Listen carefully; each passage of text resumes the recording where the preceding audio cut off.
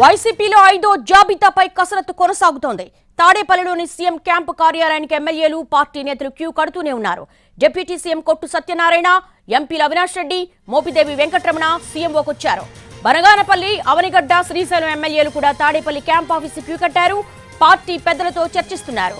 ఇప్పటికే 4 జాబితాల్లో 10 మంది ఎంపీ, 58 మంది ఎమ్మెల్యేలు నియోజకవర్గాల్లో మార్పులు చేర్పులు చేసిన వైసీపీ. మిగిలిన నియోజకవర్గాలు ఇంకెంత మందికి స్థానచలనం కలుగుతుంది, ఎవరి సీట్లు హుష్కాకి అవుతాయి అన్నది ఉత్కంఠగా మారింది. 5వ జాబితాపై వైసీపీ నేతల్లో ఓవైపు ఆతృత, మరోవైపు టెన్షన్ పెరిగిపోతున్నాయి.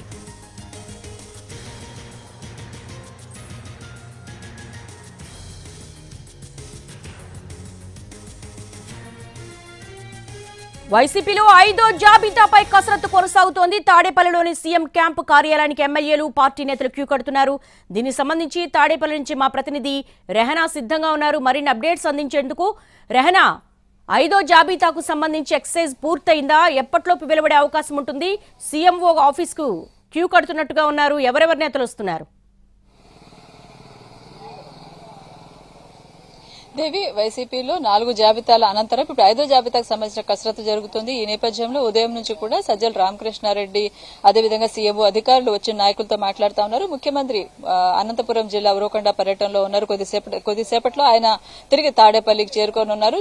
సీఎం వచ్చిన తర్వాత బహుశా ఈ కసరత్తుకు సంబంధించి కొంత ఆయన కూడా దీంట్లో పాలు పంచుకునే అవకాశం ఉంటుంది. ప్రస్తుతం తాడేపల్లి క్యాంపు కార్యాలయంలో సజ్జల రామకృష్ణారెడ్డి, అదేవిధంగా విజయసాయిరెడ్డి ఉన్నారు. దీంతో పాటు ఉదయం నుంచి పలువురు మంత్రులు, ఎంపీలు, ఎమ్మెల్యేలు కూడా క్యాంపు ఆఫీస్ వచ్చారు. మోపిదేవి వెంకటరమణ, అదేవిధంగా మనం చూసుకున్నట్లయితే కొట్టు సత్యనారాయణ, ఎమ్మెల్యేలు కర్నూలు ఎమ్మెల్యే హఫీజ్ ఖాన్, అదేవిధంగా కాకినాడ రూరల్ ఎమ్మెల్యే కన్నబాబు, ఇలాగా పలువురు ఎమ్మెల్యేలు క్యాంపు కార్యాలయానికి వచ్చారు. అయితే వీళ్ళందరూ కూడా పిలుపుల మేరకు వచ్చిన వాళ్ళుగా మనం పరిగణించలేం. కొంతమంది వాళ్ళ నియోజకవర్గానికి సంబంధించిన పనుల కోసం వచ్చే వాళ్ళు ఉంటారు. అదేవిధంగా కొంతమందిని వాళ్ళ జిల్లాకు సంబంధించిన కొన్ని కీలకమైన ఈ కసరత్తులో భాగంగా నిర్ణయాలు తీసుకునే క్రమంలో అభిప్రాయం కోసం కూడా వాళ్ళు పిలిచే అవకాశం ఉంటుంది. సో మొత్తం మీద అయితే పలువురు నాయకులు, ఎమ్మెల్యేలు రావడం అదైతే ఇక్కడ వైసీపీ వర్గాల్లో అయితే ఒక ఉత్కంఠ వాతావరణం అయితే నెలకొంది.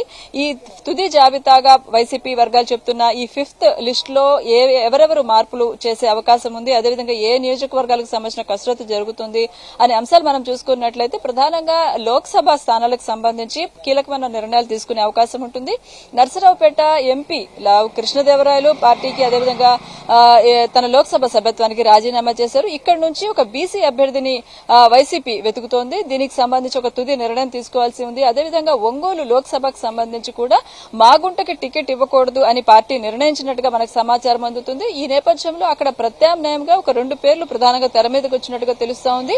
రెడ్డి సామాజిక వర్గానికి సంబంధించి సత్యనారాయణ రెడ్డి, అదేవిధంగా చెవిరెడ్డి భాస్కర్ రెడ్డి పేర్లు అయితే ప్రస్తుతానికి వినిపిస్తా ఉన్నాయి. దీంట్లో కొంత స్పష్టత రానప్పటికీ కూడా అదేవిధంగా రాజమండ్రి, అమలాపురం, అనకాపల్లి, దీంతో పాటు నంద్యాల, ఇటువైపు నర్సాపురం వీటికి సంబంధించి నిర్ణయాలు తీసుకోవాల్సి ఉంది. మచిలీపట్నానికి సంబంధించి కూడా అభ్యర్థులను ఖరారు చేయాల్సి ఉంది. దీనికి సంబంధించిన కసరత్తు ప్రస్తుతం జరుగుతుంది. దీంతో పాటు కొన్ని లోక్సభ స్థానాలకు సంబంధించి కూడా ఎక్కడెక్కడైతే గిద్దలూరు, అదేవిధంగా కొన్ని నియోజకవర్గాల్లో ప్రత్యామ్నాయాన్ని చూస్తా ఉన్నారు. బలమైన అభ్యర్థులు ఎవరు, గెలుపు గుర్రాలు ఎవరున్నారు అనేది వెతుకుతా ఉన్నారు. ఈ క్రమంలో ఈ నియోజకవర్గాలకు సంబంధించి దాదాపు 10 నుంచి 15 అసెంబ్లీ, లోక్సభ నియోజకవర్గాలకు సంబంధించి జాబితా సిద్దమవుతున్నట్టుగా సమాచారం అందుతుంది. ప్రస్తుతం క్యాంపు కార్యాలయంలో ముఖ్యమైన నేతలు సజ్జల, అదేవిధంగా నిన్న మనం చూసుకున్నట్లయితే మిథున్ రెడ్డి కూడా ఇక్కడే ఉన్నారు. ఇలా పలువురు నాయకులు, కీలకమైన నేతలు ఈ కసరత్తులో భాగంగా అవుతా ఉన్నారు.